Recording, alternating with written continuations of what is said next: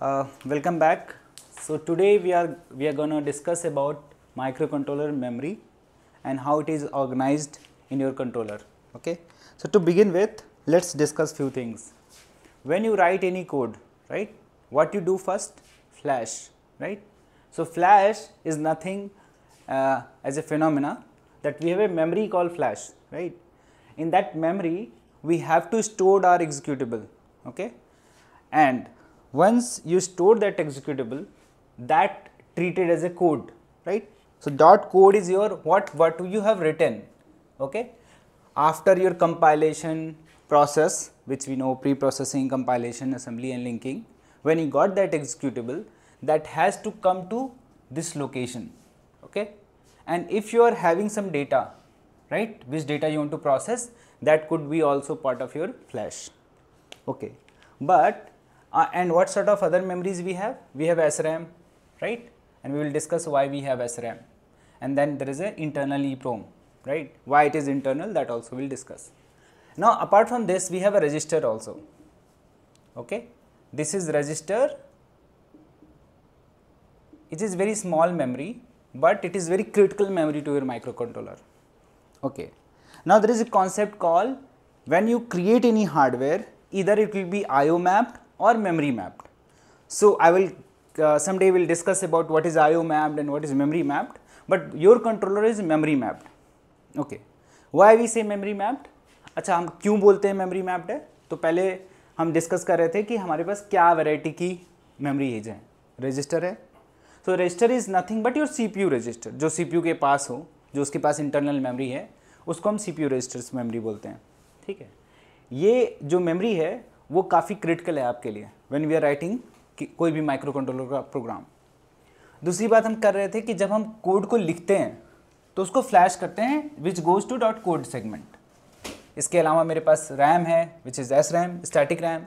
We have EEPROM जो electrical erasable read only memory, do remember that. And then we have registers, okay. Now I come to this, right. When you see this, जब आप देखते हैं controller को उठा के, तो आपके पास 32 रजिस्टर्स हैं, ठीक है. 32 रजिस्टर्स कौन से हैं? CPU रजिस्टर्स हैं, ठीक है. जिससे आप ऑपरेशन परफॉर्म करते हैं. जब कोई असेंबली प्रोग्राम लिखते हैं तो आपको R0, R7, PC and all those registers. वो रजिस्टर कहाँ पे हैं आपके? वो CPU रजिस्टर्स हैं, जिसके थ्रू आप ऑपरेशन कर रहे हैं, कोई भी ऑपरेशन. कल हम कोड लिख रहे थे असेंबली में, LDI किया था, मूव किया था, CP किया था, तो किसकी मदद से कर रहे थे? रजिस्टर्स की मदद से, ठीक है. दूसरे मेरे पास IO रजिस्टर्स हैं. अब IO रजिस्टर्स किस लिए चाहिए? फॉर एग्जांपल आपने कहा DDR. क्या है DDR? DDR कुछ और नहीं है, यहाँ का रजिस्टर है, ठीक है. वो भी एक लोकेशन है DDR, ठीक है. फिर हमने क्या कहा? पोर्ट भी मेरा एक रजिस्टर है, एक लोकेशन है, एक एड्रेस है. वो कहाँ पे है? वो यहाँ पे है. इसके अलावा भी हमारे पास एक्सटेंडेड IO रजिस्टर्स होते हैं. कुछ रजिस्टर्स हैं जिसको हम एक्सटेंड कर सकते हैं मेमोरी में, वो हमारे स्पेशल रजिस्टर्स हैं, ठीक है. लास्ट में हमारे पास SRAM होती है. अब हमारे पास एक नेचुरल डाउट आएगा कि जब हमारे पास फ्लैश है तो हम RAM क्यों चाहिए हमको? करेक्ट. देखिए, दोनों का यूज अलग है. रैम जो है उसके पास कोई, वंस यू स्विच ऑफ, अगर आपने सिस्टम को स्विच ऑफ किया, रिस्टार्ट किया, रैम में कुछ नहीं रहेगा. RAM is very faster to access. 6 transistor use, अगर हमको 1 बिट स्टोर करना है तो 6 ट्रांजिस्टर्स लगेंगे, ठीक है.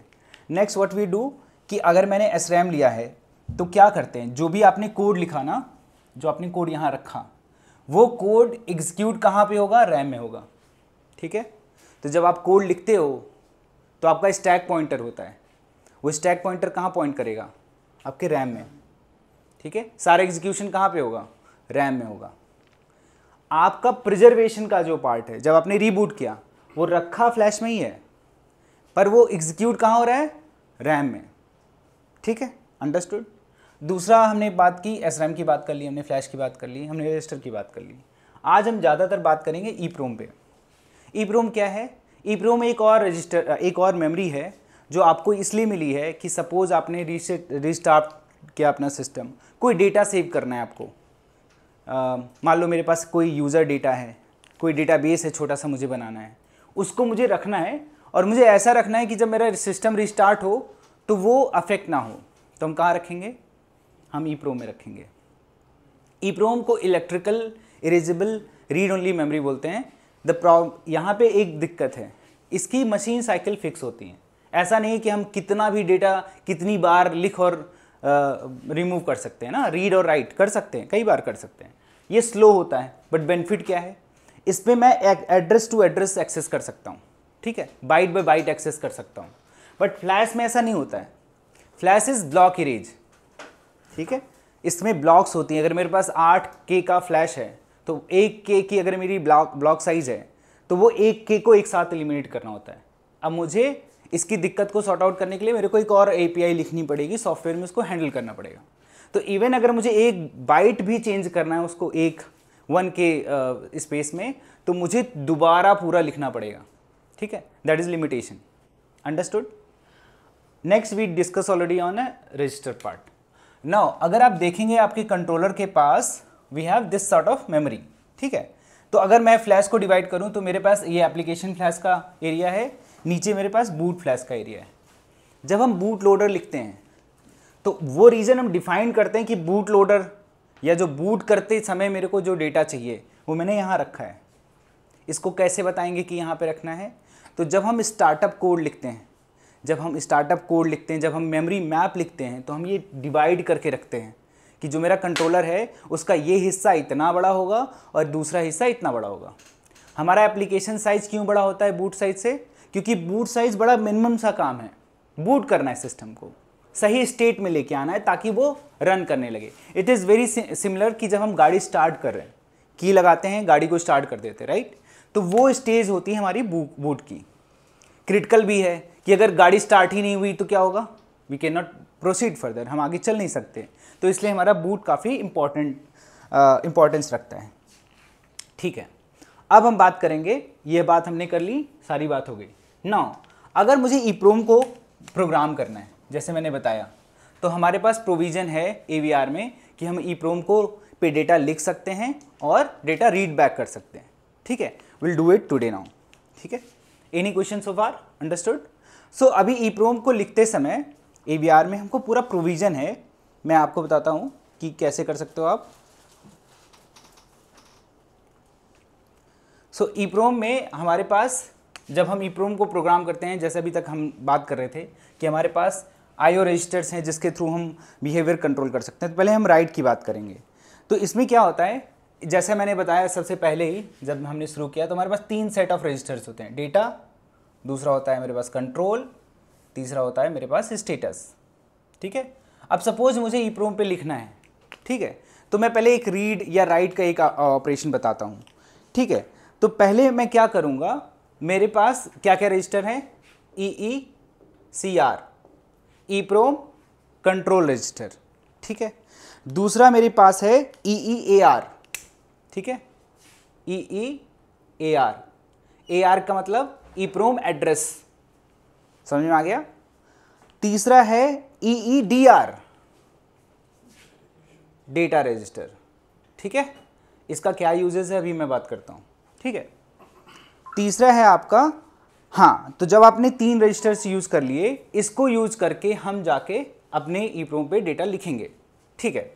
तो मैं पहले राइट का एक प्रोग्राम लिख देता हूँ ताकि you can understand it, okay. तो मैं इसको I am just removing this.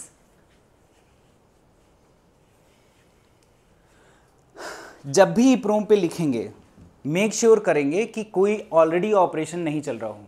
EEPROM थोड़ा स्लो होता है इन कंपैरिजन टू मेरा डेटा रजिस्टर एंड SRAM, ठीक है। तो बिफोर इफ सपोज मेरे को कुछ भी लिखना है EEPROM पे, जैसे मैंने लिखा है EEPROM राइट, एक फंक्शन बना दिया मैंने, तो पहले जब भी मैं जाऊंगा तो पहले मैं मेक श्योर करूंगा वाइल मेरा EEPROM ऑलरेडी बिजी ना हो। तो उसके लिए होता है EECR, ये मेरा कंट्रोल रजिस्टर है और इसमें मैं एक पर्टिकुलर बिट होती है जिसको मैं चेक करूंगा कि वो अभी यूज हो रहा है कि नहीं हो रहा है। तो मैं चेक करूंगा EPR, EEPROM PE, previous write, okay. So ये बिट मैं चेक कर लूंगा पहले कि अगर ये जब तक नहीं सेट हो गया, जब तक ये ऑपरेशन हो रहा है, तब तक मैं दूसरा कुछ लिखूंगा कि नहीं लिखूंगा, नहीं लिखूंगा। तो मैं पहले चेक करूंगा कि ये प्रीवियस राइट को कंप्लीट कर लिया कि नहीं इसने, ठीक है। तो ये पहला रजिस्टर हो गया। दूसरा है मुझे ये बताना पड़ेगा EEAR को कि मैं किस एड्रेस पे लिखने जा रहा हूँ, ठीक है। तो आप एक स्पेशल एड्रेस मेंशन कर सकते हो कि मैं किस एड्रेस पे लिखने जा रहा हूँ। जैसे मैंने बताया कि आप बाइट बाय बाइट लिख सकते हो यहाँ पे, तो आपको बताना पड़ेगा कि ये डेटा किस एड्रेस पे लिख रहा हूँ, ठीक है। सेकेंडली मुझे बताना पड़ेगा कि भाई मेरा डेटा क्या है, ठीक है, ये मेरा डेटा आएगा। अब जब आप फंक्शन लिख रहे हो तो ये एज ए पैरामीटर आ जाएंगे। I hope you understood that, right. These two entities will come as a parameter, ठीक है। इसके बाद मैं क्या करूँगा, फिर मैं EECR को, जो मेरा कंट्रोल रजिस्टर है, इसको मैं मॉडिफाई करूँगा और मैं ये करूँगा कि जो मेरा प्रीवियस रजिस्टर था EECR, ठीक है, उसको मैं, अब जैसे मैंने यहाँ पहले बात की कि जब आप यहाँ आ रहे थे तो क्या किया आपने पहले चेक किया कि आपका PE ऑलरेडी इन यूज़ है कि नहीं। तो अब आप क्या करोगे, आप इसके एक बिट को सेट करोगे जिसको हम बोलते हैं, तो जब भी आपने लिखा कंट्रोल रजिस्टर पे EECR को इक्वल किया, यहाँ मैंने और कर दिया, और करने के बाद मैं क्या चेक करूँगा कि मेरा जो बिट है MPE वो सेट हो जाए। इसका मतलब क्या हो गया, मैं ये बोल रहा हूँ कि अगर मेरा जो MPE बिट है मुझे सेट करना पड़ेगा कि मैंने अब ये डेटा लिख दिया है, ठीक है, ये लिख दिया है। अब मेरा जो कंट्रोल रजिस्टर है उसको इन्फॉर्मेशन चली गई कि ये डेटा मैंने लिखने के लिए यूज़ किया है, ठीक है। लास्ट बिट जो होती है आपकी वो EEPE होती है, जो मैंने ऊपर यूज़ किया है। फिर आप क्या करोगे, EECR, इसको और करोगे EEPE से। सीक्वेंस से ही रहेगा, याद रखिए, sequence can not be changed. तो तब ये आपने किया तो ये डेटा आपको यहाँ पे लिखा हुआ मिल जाएगा। जब हम दोबारा रीड करेंगे जो डेटा भेजा मैंने, वो मेरा क्या हो जाएगा, राइट हो जाएगा।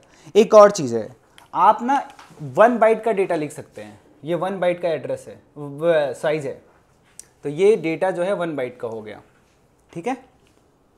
Okay, what next we have to do.